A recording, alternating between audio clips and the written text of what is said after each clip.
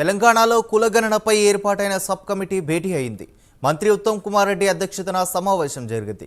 ఈ నెల 4న సర్వేను కేబినెట్లో ప్రవేశపెడతామని, అదే రోజు శాసనసభలో కూడా ప్రవేశపెడతామని మంత్రి ఉత్తమ్ కుమార్ రెడ్డి తెలిపారు. బీసీ జనాభా లెక్కించాలన్నది రాహుల్ గాంధీ కోరిక అని, వెనుకబడిన వర్గాలకు న్యాయం చేయాలన్నదే కాంగ్రెస్ ప్రభుత్వ లక్ష్యమని ఉత్తమ్ కుమార్ చెప్పారు. సర్వేను అడ్డుకునేందుకు తప్పుడు ప్రచారం చేశారని, ప్రతిపక్షాల అడ్డంకులను తట్టుకుని సర్వే పూర్తి చేశామని మంత్రి పొన్నమన్నారు. ఈ లెక్కలతో ప్రభుత్వ పథకాలను సమర్థవంతంగా అమలు చేస్తామని చెప్పారు. చాలా దశాబ్దాలుగా స్వాతంత్రం తర్వాత సెన్సస్ జరుగుతూ వస్తుంది. కులగణన మేము చేసింది caste census. Normal census every decade జరుగుతూ ఉండింది. బట్ ఎక్కడ కూడా accurate proper comprehensive social justice కోసము క్యాస్ట్ సెన్సస్ మరి సెన్సస్ లో ఇంక్లూడెడ్ భాగం కాదు.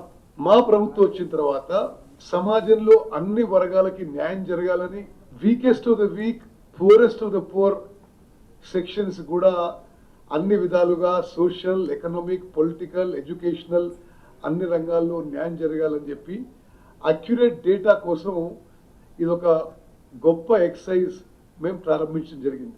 స్వతంత్ర భారతదేశంలో ఇంత పెద్ద socio economic survey, socio economic caste survey మరొక రాష్ట్రంలో కానీ దేశంలో ఏనాడు జరగలేదని చెప్పి నేను మనవి చేస్తాను. నిరంతరం రాహుల్ గాంధీ గారి ఇన్స్పిరేషనల్ లీడర్షిప్, వారి మాటలు, వారి ఆదేశాల మేరకు, వారి సిద్ధాంతాలు, మరి వారి గైడెన్స్ మేరకు మేము ఈ తెలంగాణలో కాంగ్రెస్ ప్రభుత్వం ఈ సోషియో ఎకనామిక్ సర్వేలో మేము ముందుకు పోయిన విషయం కూడా నేను మరోమారు అందరికీ గుర్తు చేస్తున్నా.